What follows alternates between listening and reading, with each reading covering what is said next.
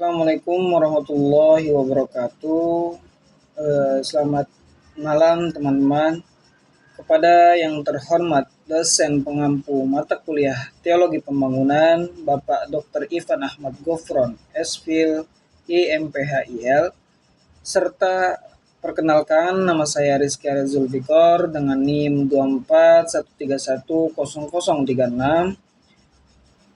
Asal saya dari Serang Pakupatan, bertepatan di Komplek Taman Banjar Agung Indah. Di luar aktivitas perkuliahan di program studi Akidah dan Filsafat Islam, saya memiliki hobi yaitu bermain futsal. Video ini dibuat khusus untuk memenuhi ujian akhir semester pada mata kuliah Teologi Pembangunan. Berikut adalah pemaparan saya mengenai implementasi tauhid dalam berbagai lini pembangunan serta kesan saya selama mengikuti perkuliahan ini.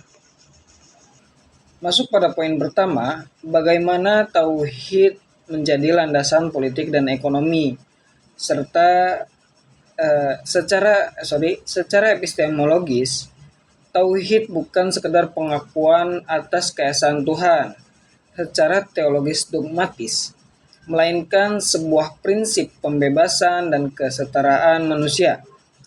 Kalau kita masuk ke dalam ranah politik, prinsip la ilaha illallah menegaskan bahwa tidak ada kekuasaan mutlak di bumi ini selain kekuasaan Allah. Konsekuensinya, politik dalam pandangan politik dalam pandangan tauhid harus dibangun di atas dasar keadilan, adalah musyawarah syura, dan amanah tauhid meruntuhkan segala bentuk tirani dan dominasi manusia atas manusia lainnya. Kekuasaan politik hanyalah instrumen atau mandat sakral untuk menegaskan kemaslahatan publik, bukan alat pemuas syahwat kekuasaan kelompok. Kalau kita menjuru ke dalam ranah ekonomi, tauhid mengajarkan bahwa Allah adalah pemilik mutlak atas segala sumber daya, atau bisa disebut absolute ownership. Sementara manusia hanyalah khalifah atau pengelola, bisa disebut juga trustee atau relative ownership. Oleh karena itu, teologi pembangunan yang bertauhid menolak keras praktik eksploitasi, monopoli, dan kesenjangan ekonomi seperti riba dan penimbunan. Ekonomi tauhid mendorong distribusi kekayaan yang adil, sirkulasi modal yang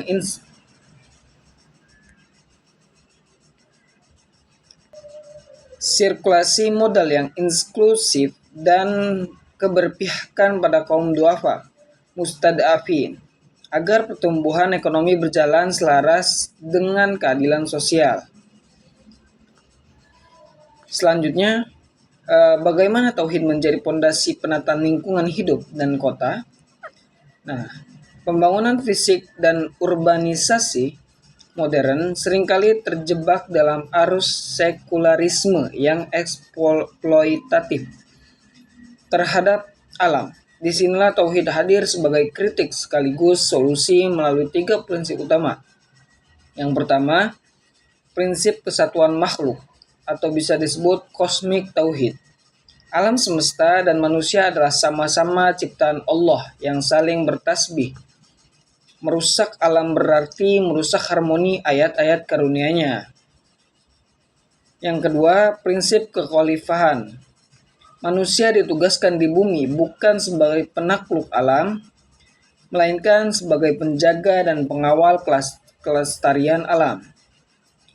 Jika prinsip ini ditarik ke dalam penataan kota, maka kota yang bertauhid adalah kota yang humanis, ekologis, dan inklusif.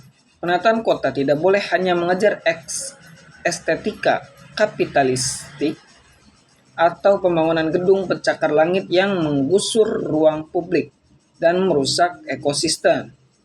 Kota harus ditata dengan menyediakan ruang terbuka hijau yang seimbang, akses air bersih yang adil, serta zonasi yang menghargai hak hidup seluruh makhluk.